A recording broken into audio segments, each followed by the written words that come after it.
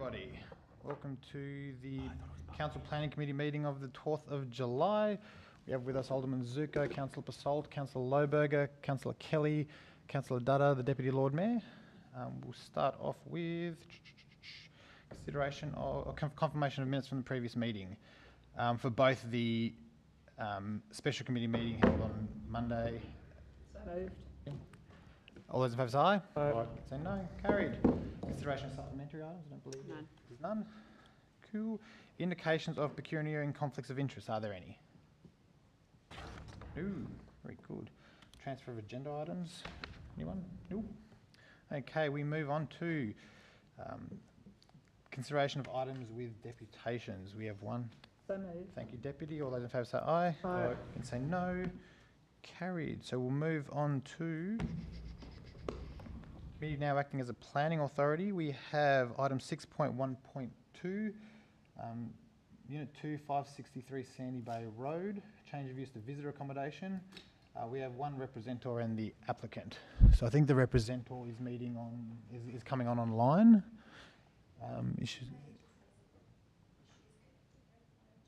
Okay. Just go to the other one. To the other item. Yep. All right. I think that's a good idea. We'll do that, and we'll hopefully try and get a hold of Ms. Fisher as soon as we're able to. So we'll skip then to item 6.1.1, 2 Davies Avenue, Hobart. Did anybody want to kick this one off? I will move the recommendation. Councillor Dutta, thank you. Any questions or comments? Just noting that we're trying to kill some time to get the representative for the other item. Yes, Chair. Look, this is a fantastic. This is a fantastic development to see some more investment in our outdoor workforce, and I welcome the upgrade. Thank you so much. Any other comment or questions? No. All right. I'll put that then. All those in favour say aye. Aye. Against say no. That is carried unanimously. I'll suggest we go through the reports in the meantime while we're waiting to hopefully get a hold of Ms. Fisher. So we'll go down to 7.1 advertised applications reports. Do we have anything interesting? Maybe I'll Mr. Eichen. with that matter. I'm used to going straight to you on this one. Unfortunately, Chair, through you, there isn't anything particularly of note on the advertised applications at the moment, apart from the 2 applications that are currently coming before the committee. Perhaps I can note that I've identified that there is a formatting issue with the description of the applications in the table, and so the descriptions are being cut off, some of them part way through, so we'll make sure that that's rectified before the next meeting. Very good. I'll move the report be received and noted. Thank you, Deputy. Any comments or questions? Nope. I'll move that. All those in favour say aye. Aye. Can say no. Cool. That's the only report. So we'll go to responses to questions without notice. Anybody like to move that? Councillor Basalt. All those in favour say aye. Aye. Can say no. Carried. I might leave the questions without notice. Did we have a? Yep. We'll just hold out. We'll just hold out for 1 sec. We're just getting the next deputation up.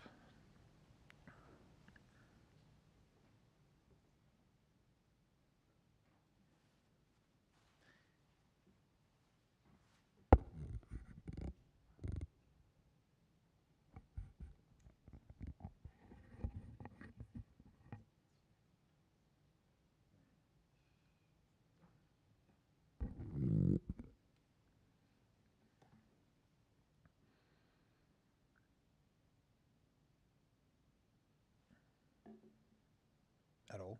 Okay.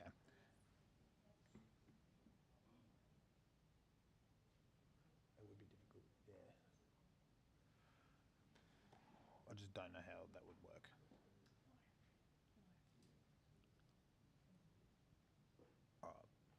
So we're having some connectivity issues with Ms. Fisher, who isn't able to log on, and apparently she can only come on over the phone, but I just don't practically see how that would work. So I'm happy to take some suggestion from the committee. We can either just push ahead with her unable to connect, or it would have been good to be able to hear from her. How does the committee feel about that? Can we try it, Chair? Is that possible? Yeah, okay, I'll be minded to, I suppose the question's how. Like, how is the committee going to be able to hear from her over the phone? Can she dial into Zoom through the phone? Oh, okay. Okay, cool. So she hopefully will be able to dial in over the phone to Zoom. So apologies for the delay, but we'll hopefully get her on in the next couple of minutes.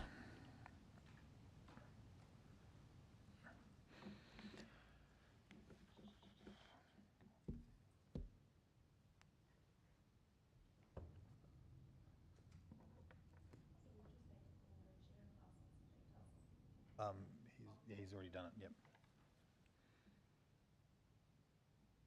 Just actually 1 second. I'll just check.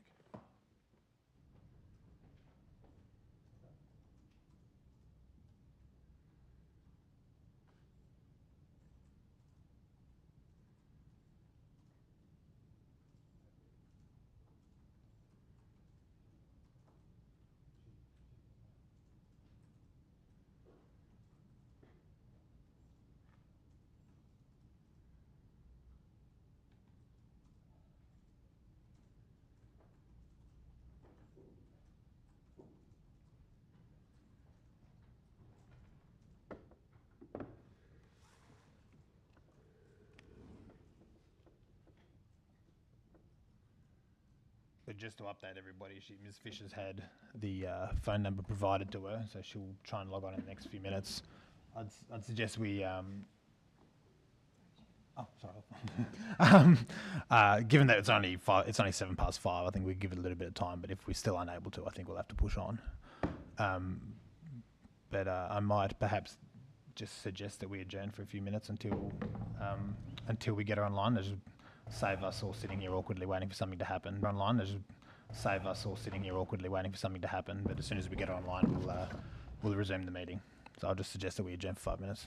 That doesn't need a motion or anything, does it? I can just. All right. We'll check back in at 5:13.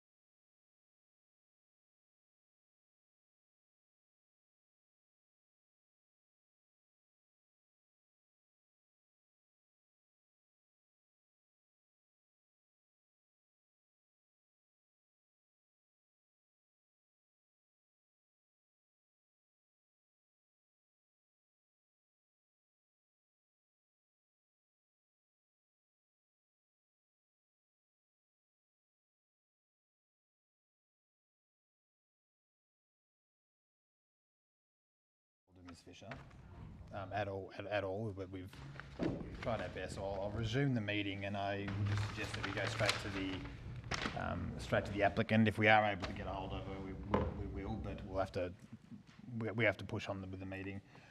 So I'll invite Mr. Manning to come up to that desk just in front of you and take a seat and pull the microphone up as close as you're able to, and you'll have 5 minutes to speak, and I'll give you a warning when there's 30 seconds left, and I'm sure we'll have some questions for you at the end.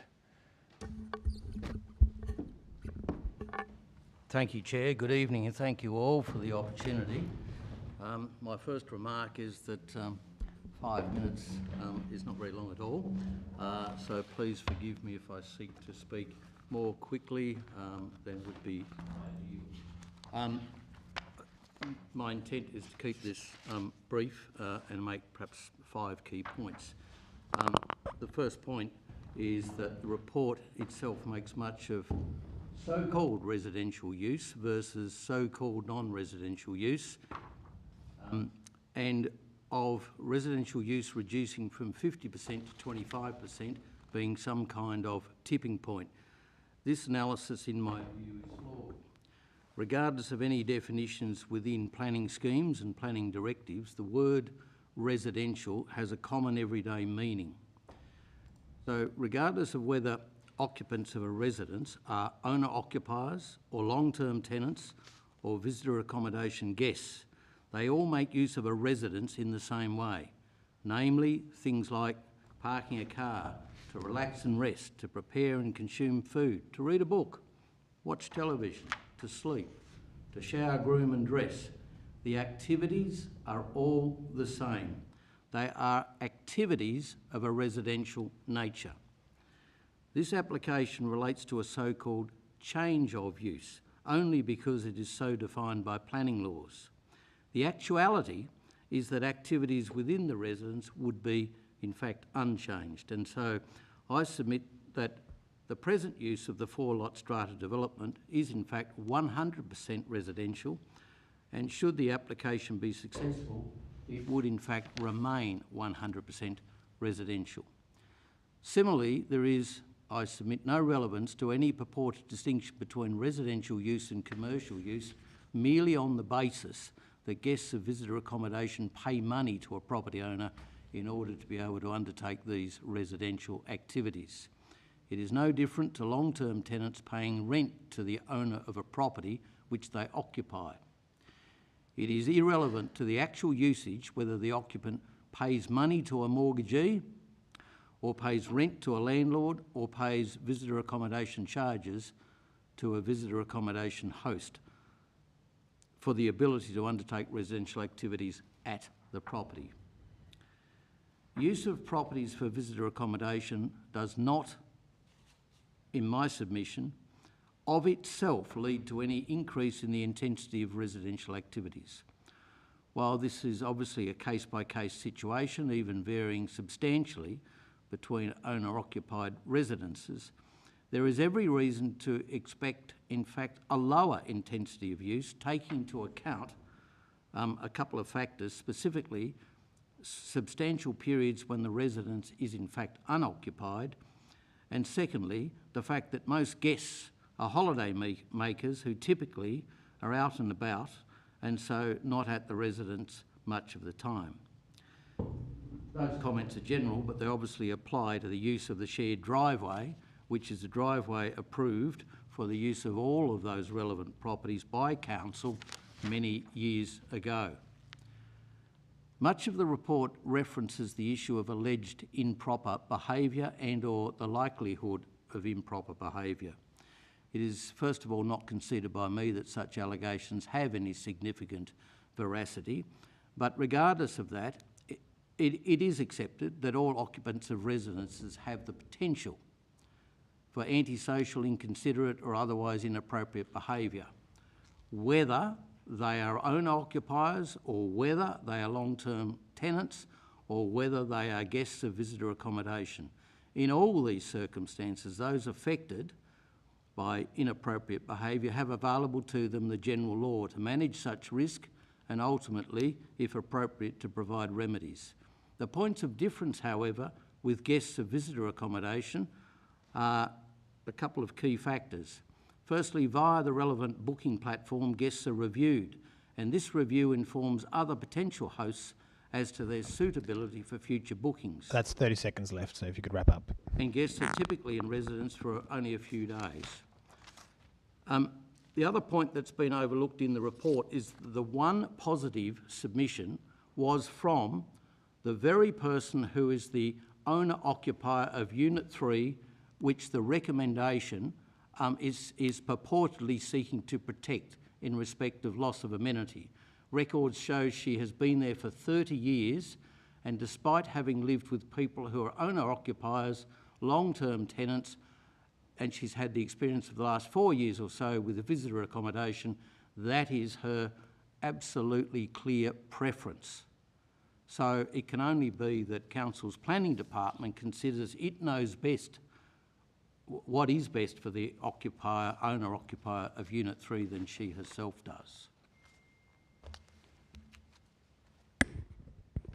Thank you. Are there any questions of the applicant? Councillor Dutta. Thank you, Chair. Just a question with regards to your definition of residential and commercial. How would you define commercial resident? I don't want to define commercial, but it is clearly not residential. And I say that residential is where residential activities take place.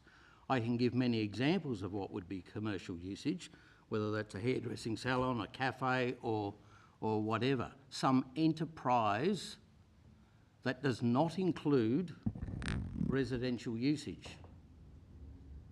So I'm simply saying any purported dichotomy between residential and commercial is fallacious for these purposes, rather than providing an actual definition, a comprehensive definition of commercial.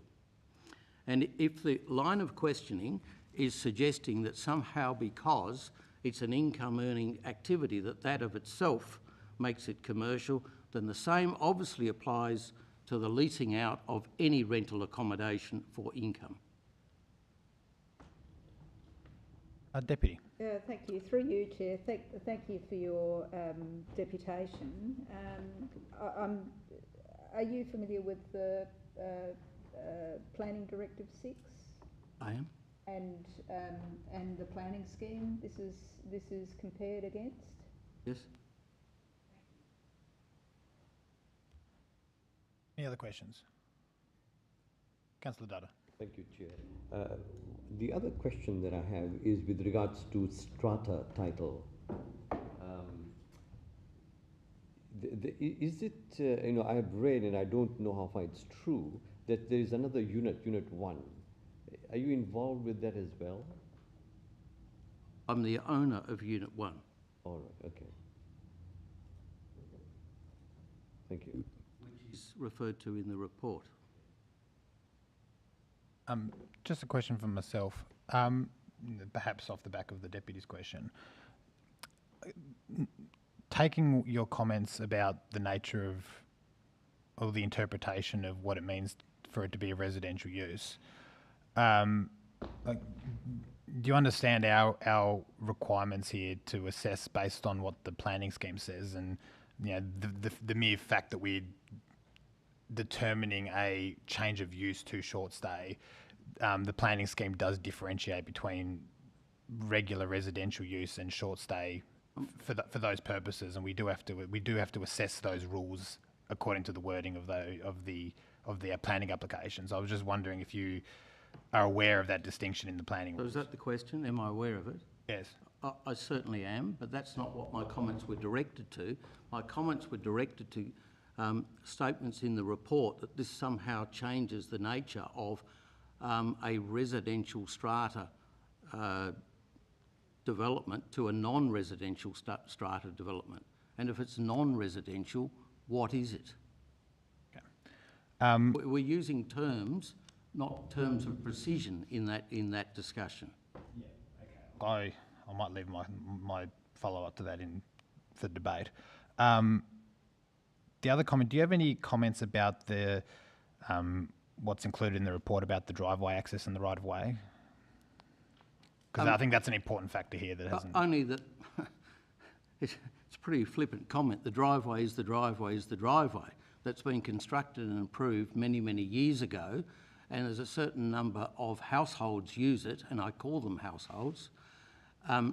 If one of these properties was being changed to being a supermarket, which intensifies traffic, then that might be an issue. But when you're using it for what I am calling residential use, residential activities, there's a limitation on the number of cars that are available to be used, so that takes care of itself. There is no control over whether a retired person living there comes and goes 15 times a day, or whether in fact somebody is away all through the week and only arrives at weekends. Yep. That goes to individual usage. It doesn't go to the nature of what is or isn't allowed to be used for. I mean, there's a particular instance of some months ago where two of the residents, not in the driveway itself, but in some of the other shared driveway, managed to collide with each other. It was a very minor bump, but failure to take care. It wasn't in the steep driveway off Sandy Bay Road, it was elsewhere. So such things can happen. But, you know, equally, the owner of Unit 3 has lived there for 30 years, and I might add she's this very day consented to me disclosing that it's her positive submission. She is of certainly well and truly retirement years. She drives up and down there without any concerns or any fear of safety. Now, I realise you've only got me sort of saying that, but to the extent there is or isn't a problem with it, it doesn't change by virtue of whether this property becomes available for visitor accommodation, is my submission. Thank you. Any other questions? Councillor Dada. Just one clarification through you, Chair. You would agree that this is a strata title, and therefore my question is, with this as a strata scheme, would you agree that it's taken to mean the parent lots? Sorry, the question again, please? The question is that this is in the context of a strata. There's no such thing as the parent lot. There is no such thing. These are individual properties that are individually owned. And so this is a term that has no meaning in land titling. I speak with some authority. I'm the Recorder of Titles. I also administer the Strata Titles Act. That terminology of parent lot has no meaning. All these properties can be individually bought and sold, individually used. There are different arrangements, there's very few of them in Hobart, where there are company titles, quarter-deck apartments, for example. And that's because they were constructed before the concept of strata titles. Deputy? Mr Manning, are you here as in that capacity, or are you here? I said I speak with some authority and use that to back up that assertion. Of course I'm not here in that capacity and don't seek to represent myself as such. Thank you. Are there any other questions? If not, I'll thank you, Mr Manning. If you want to take your seat again. I have been informed that we have managed to get Ms Fisher online. It would be normal for us to do the representative before the applicant, but we were unable to get her online before that. Ms Fisher, are you there?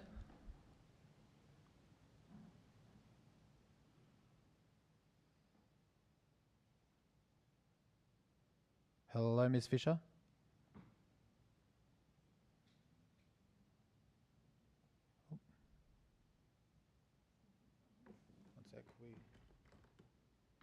Can you hear me? Oh, there we go. Yes, yep. Yes, I can hear you now. All right.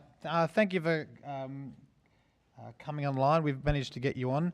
I'll give you 5 minutes to give your remarks. I'll give you a warning when there's 30 seconds left, and then we'll undoubtedly have some questions for you. Okay. So I'm okay to proceed? Yep. Okay. Thank you. Good evening, councillors, and thanks for the opportunity to raise my concerns regarding the change of use to visitor accommodation at 2/563 Sandy Bay Road.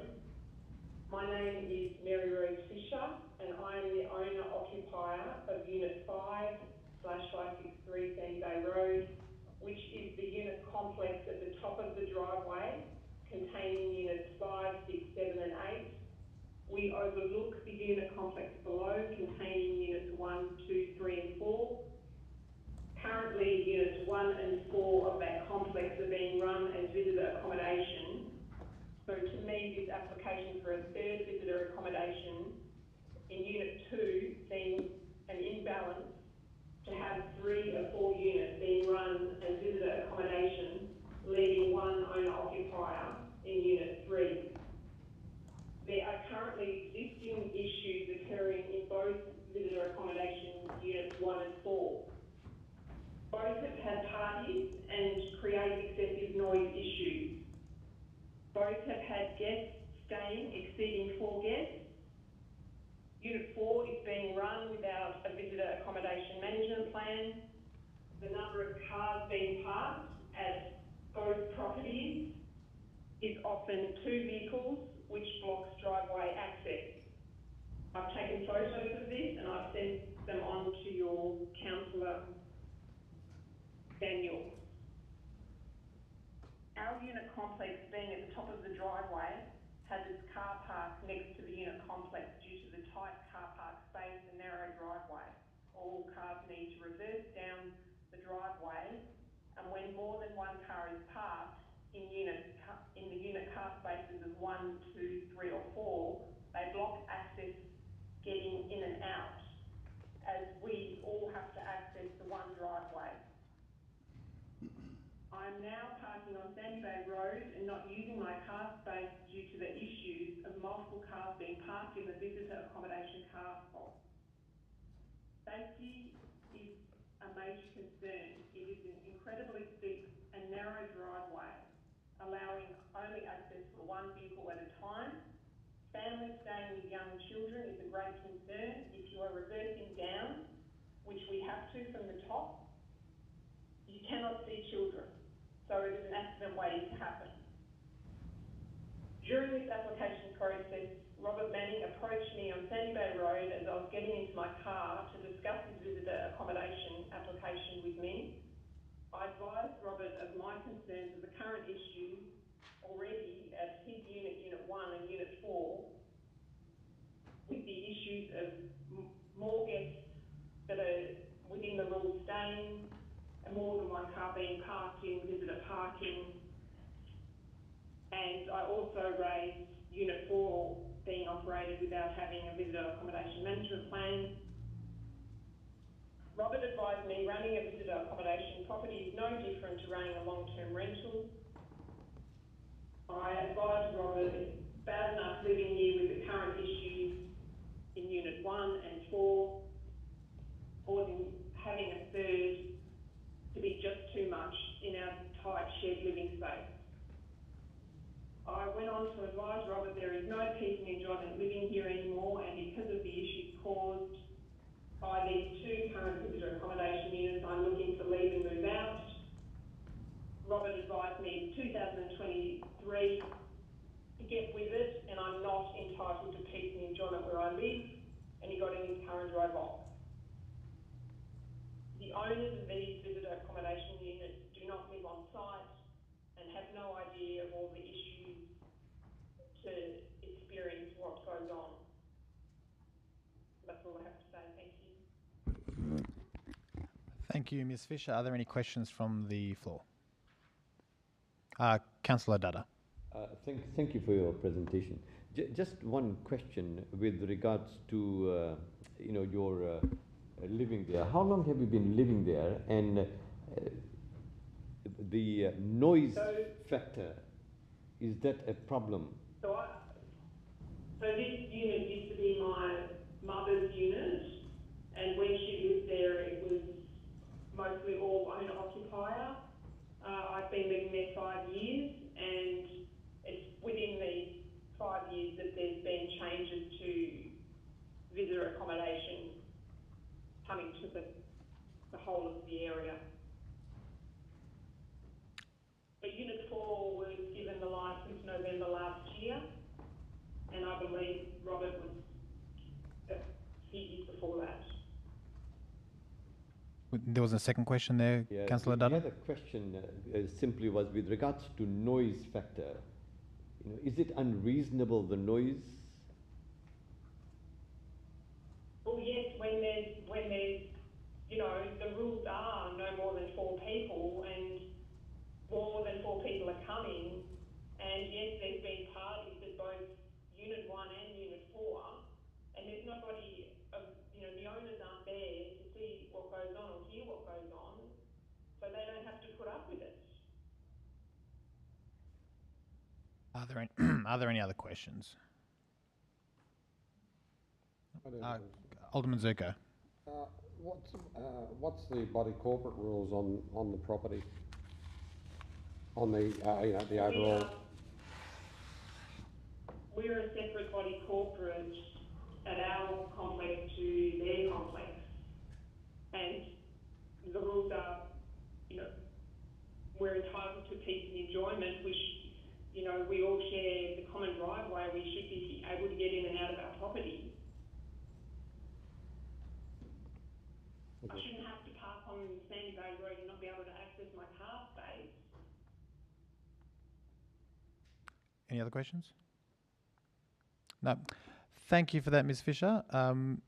You're free to continue to listen in if you like, but we'll move on to debating the issue. Did anybody want to kick this off? Yes, I'll move the recommendation, Chair. I think it's, I mean, this is, I think, probably the first time that we've had a clear suggestion by council officers that this should be refused, and it's on 2 grounds. So it's the gross floor area, and also in relation to the strata title and PD6. Unfortunately, the points that Mr. Manning made, I think, aren't relevant in a planning scheme context. So, and with us thinking about this, we've heard from one of the representatives, and also spoken, or not spoken to, but read the other representations, most of which were against the application. I think this is a gross example of where visitor accommodation does have impact on residents in a strata entitled property. So I urge the committee to vote in favour of refusal. Thank you, Deputy. Anybody else? I've got Councillor Lohberger and then Councillor Dutta. Thank you. I won't speak for long. I'll just echo what the Deputy or the Acting Lord Mayor just said. I do think this is a very simple case for us on the Planning Committee. There are 2 points recommending against it, which is the first time we've seen this. I will be following the staff advice on this. Thank you, Councillor Lohberger. Councillor Dutta. Thank you, Chair. Just through you to the Director, just a clarification, you know, with regards to the parent title. Would you be able to explain that a bit more to me, please, as to why, you know, the use of the parent title when we have been told it is really not the way to explain it? Through you, Chair. I will agree with Mr Manning on the use of the term parent title. The report probably more accurately should have referred to the whole site rather than the individual lots which are being considered. So the significant difference here is that land law considers individual strata lots to be separate lots that can be bought and sold. Planning law there's Supreme Court authority which says that they're to be considered collectively on the whole of the strata site when provisions such as the ones that are being considered tonight are being considered. So that's the point of difference between land law and planning law. Thank you. Anybody else? Councillor Kelly. I think Mr Manning does bring up some points, and I think us as a council should be intelligent enough to realise that some of these points are quite relevant.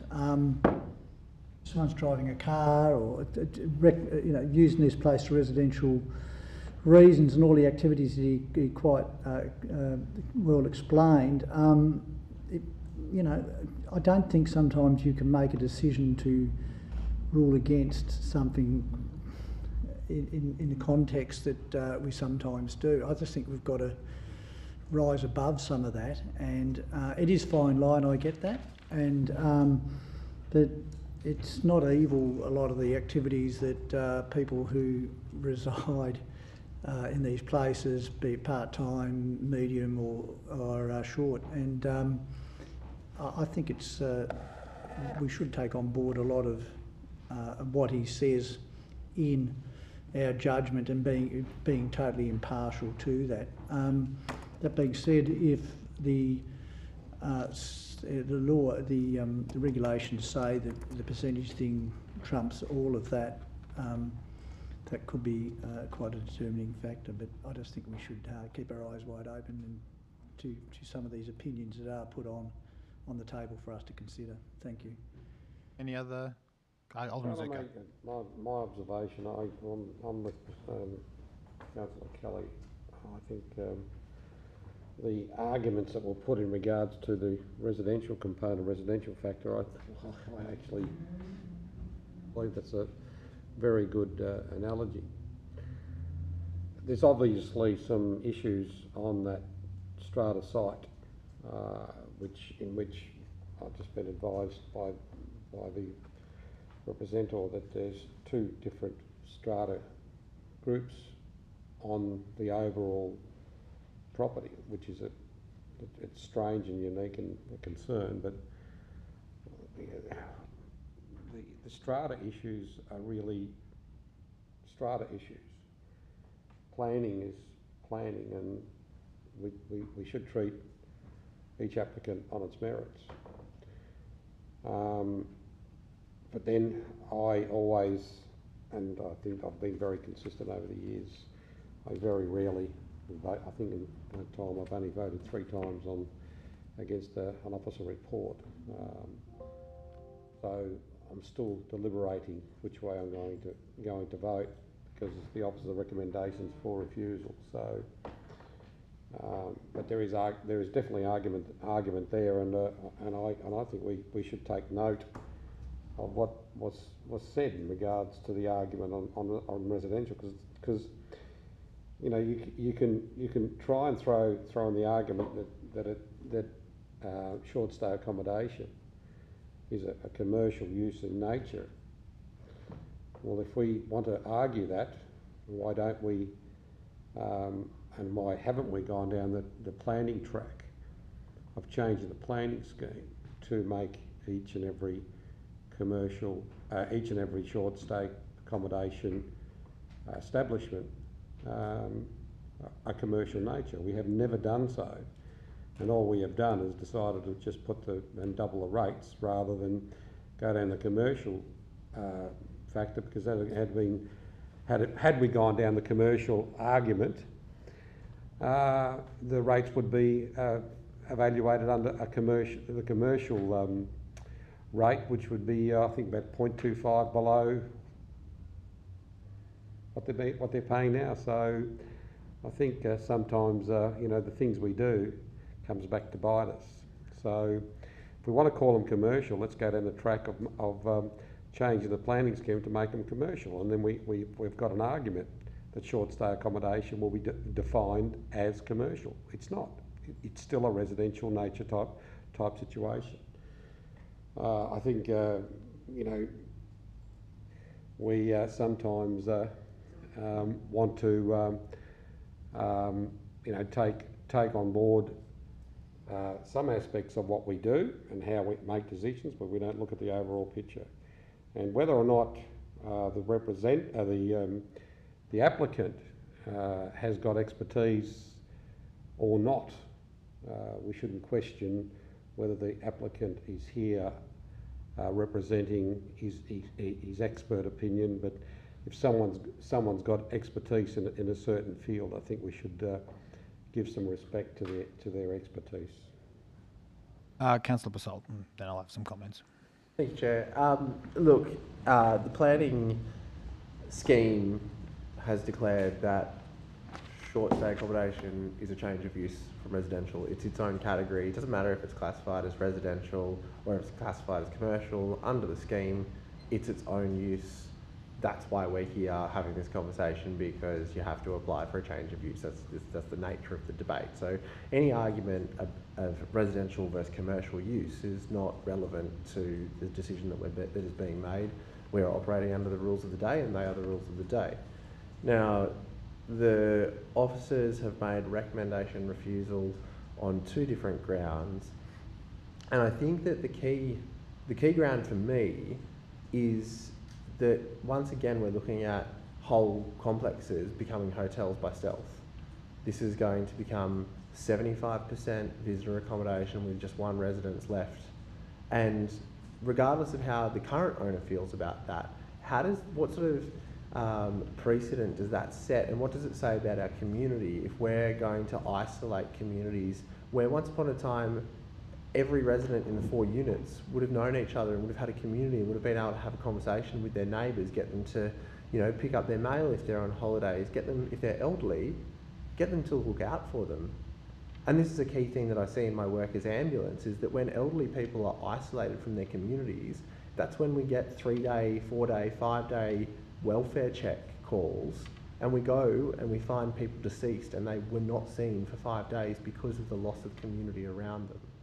And this is a very real issue within our community, and part of the argument for why we should not allow whole strata titles or majority strata titles to be converted, because it does change the very nature of the fabric of the community and life for people that live within that complex and within that strata title, and it's an unreasonable loss of that community and of their residential amenity to have that occur. And so that's why I support the officer's recommendation, because I don't believe that strata titles should be allowed to go beyond 50% and have a majority as short stay.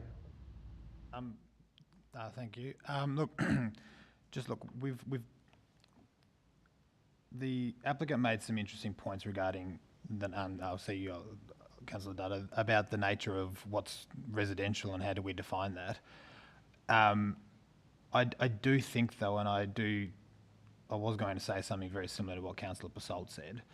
At the end of the day, we have in front of us a change of use to visitor accommodation. If the argument about whether or not short stay is a residential use or is distinct from residential use, if that was the case, it would render the whole process of change of use to visitor accommodation redundant, and I don't think we have the authority to make that consideration. So we here, and as I always argue, assessing the rules of the day, and I think we have to look at the definitions provided to us within the planning scheme and within the planning directives, as interesting as those reflections may have been. Now, on the issue of the strata title, I will just briefly note that E3.1 EP2 actually does specifically reference visitor accommodation within strata. So I'll just point to that as a relevant consideration. Look, for me as well, I know in the past I've always argued against inferring that changing a use from residential to short stay will incur a loss of amenity as a matter of course. I've always argued against that, because I don't think it's a fair assumption to make without any leading evidence. But I think with this case we do have, I think, reasonable assumptions that you can make, especially around the driveway and the access. When you have a very tight driveway that a lot of people access, and visitors that aren't familiar with the driveway parking where they think's appropriate, would result in restricting access for everybody else, as has been said, to access their carport or their driveway. I don't think that's an unreasonable assertion to make. I think that's entirely, as has been reported, it has resulted in issues in the past already. It's not a speculation. It's something that's already happened. And on the topic of the changing of the area, of the residential function of the area, as the 6.8.4 says in regards to strata titles, visitor accommodation within a strata scheme must not cause an unreasonable loss of residential amenity to long-term residents occupying other lots within the strata scheme, having regard to privacy, increasing noise, and C is the residential function of the strata scheme. And we've had this discussion in regards to strata and in regards to the broader area in the past, where we've had with that application, put 6 applications up at once, and the advice that we were given before the application was withdrawn was that 6 applications all at once would be a substantial deviation from the nature of the area, but to do individually 6 applications might be a different issue. And I think this is an opportunity to test what does qualify as a substantial change. Because if it's the old eating a whale one bite at a time, or slowly boiling the frog alive. I'm not sure what the better analogy is, but what's the elephant, I think. Yeah, what's the threshold? There does need, if that is a relevant consideration, there needs to be a threshold, and we need to know what that threshold is. So I think that, as the report has said, something that would change the makeup of the strata block to 75% visitor accommodation, as distinct from residential, I think is a good test case. And I think, and different to the vast majority of other short stay applications that we get in before us, we actually have the rare case where the officers are suggesting a refusal. So I might just ask quickly to the director, if this was to be appealed, would the officers be confident in defending this in the tribunal? Thank you, Chair. Given if the council followed the officer recommendation, then it would be the council officer who provides the tribunal with evidence to support the refusal. And given the analysis that has been done, I'm comfortable that would we'd be putting our best foot forward on that front. I can't say for certain that would be the outcome of the tribunal appearing, but I'm comfortable that we would be able to support the council's decision with our own officer. And so, look, for all those reasons said, and with every single time we get these short stay applications up, I think it's very much a case by case thing. But I would support the motion for refusal on this. Were there any other comments, Councillor Dutta? Thank you, Chair. Now, I want to thank Mr. Manning for his contribution. I was in fact quite influenced by his line of argument, and sharing a similar sort of a background. I thought he got me. Until I was able to seek a clarification from the director, and for me that has changed my position on this. And it is not based on because we don't have enough housing, none of those grounds. For me, as I say time and time again, my decision has to be based on the planning scheme. And the 2 rules which does not satisfy for me is very clear, because it is a strata title, and we have been told that there is a difference between land title and planning law and the land law. So there is the distinction for me. So when I look at this under clause 3.1e, the floor space, the maximum should be no greater than 200. But this one here goes on to 245 from the facts that I've read and the calculation that I've done. So therefore, if you look at the provisions here under Directive 6, clause 3.1EP, it fails. Then I look at the other clause, same clause 3.1EP2, again the question and the evidence given to us suggests quite clearly, and it satisfies for me that it fails the amenity aspect of it. And on these 2 bases, because I'm here to make the decision based on planning scheme, I am satisfied to go along with the recommendation made by the staff and the deputy's recommendation. Thank you. Any other comment? No, in that case, I'll put that as moved by the officer's recommendation as moved by the Deputy Lord Mayor. All those in favour say aye. Aye. Against say no. It's carried unanimously. So that's done. Very good. So we'll move on to the next item, which is questions without notice. Are there any questions without notice? Once, going twice. Nope. Very good. That's how I like it. Okay, we'll move to the closed portion of the meeting. Can we get, thank you, Deputy Lord Mayor. All those in favour say aye. Aye. Against say no. Very good. Just wait for that to transfer over.